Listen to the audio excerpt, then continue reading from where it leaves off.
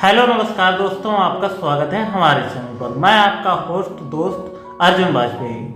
आज के वीडियो में हम बात करने वाले हैं अपने ब्लड प्रेशर को कैसे कंट्रोल में रखें और घरेलू नुस्खों के माध्यम से आप अपने बीपी को स्टेबलाइज कैसे कर सकते हैं। जैसा कि बीपी एक भयंकर समस्या है, खासकर बुजुर्गों में ये काफ़ी ज़्यादा पाई जाती है। इसके कई कारण भी होते हैं। कभी कभार ये समस्या बहुत ज़्यादा बढ़ जाती है जिसमें मनुष्य की मौत तक हो जाती है।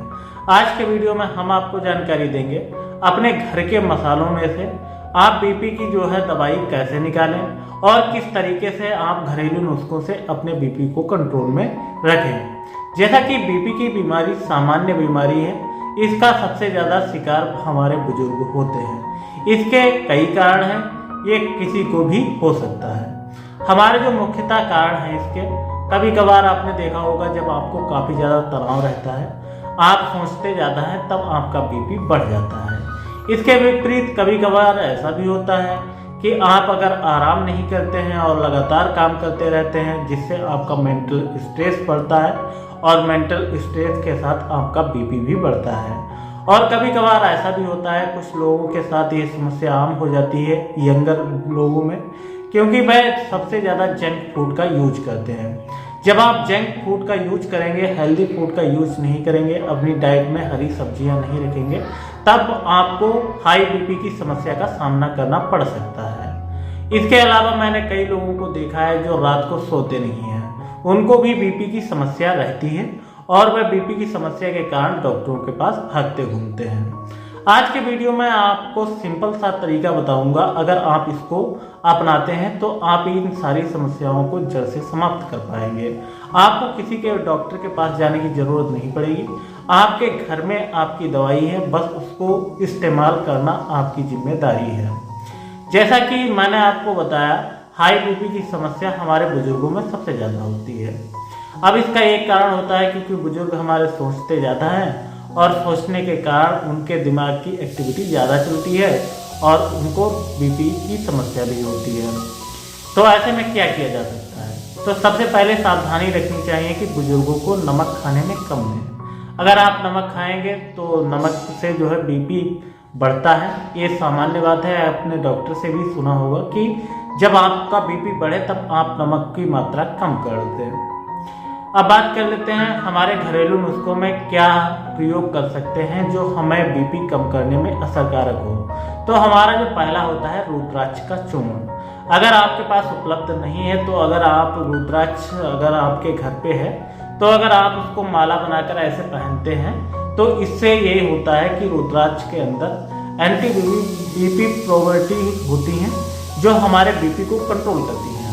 आपने पुराने समय में देखा होगा जो साधु महात्मा थे वो रुद्राक्ष की माला पहना करते थे, ऊपर बांधा करते थे, यहाँ पे बांधा करते थे और उनको बीपी की समस्या नहीं होती थी। ये आज भी कारीगर है। अगर आप रुद्राक्ष की माला पहनते हैं या रुद्राक्ष पहन लेते हैं तो इससे भी आपको आराम मिलता है। अगर रुद्राक्ष का चूर्ण अगर आप सेवन में करते हैं तो भी आपको आराम मिलेगा। ये एक सबसे कारगर सिद्ध तरीका है जो कि हमारे पुराने सनातन से लोग यूज करते हुए आ रहे हैं। अब हमारा अगला जो सबसे कारगर तरीका है वो होता है अर्जुन की छाल। अर्जुन की छाल आपको गांव में आराम से मिल जाती है। अगर आप जड़ी बूटी की दुकान पर जाएंगे तो भी आपको आराम से मिल जाता है। इसका प्रयोग कैसे करना है आपको ये भी समझ लीजिए। अर्जुन की छाल का चूर्ण आप लीजिए 5 ग्राम, उसको 1 या 1.5 गिलास पानी में आप उबाल लीजिए और तब तक उबालिए जब पानी वो आधे से कम रह जाए। उस पानी का अगर प्रयोग आप करें 1-2 घूंट सुबह या शाम, इससे भी आपको बीपी में काफ़ी ज़्यादा आराम मिलता है। हमारा जो दूसरा है जो हर किसी के घर में प्रयोग होता है, इलायची। इलायची, हरी इलायची को हम सब्जियों एवं उसमें चाय में प्रयोग करते हैं, मिठाइयों में प्रयोग करते हैं। और इसके विपरीत जो काली वाली इलायची होती है जिसको हम खड़ी इलायची बोलते हैं, वो मसालों में प्रयोग की जाती है।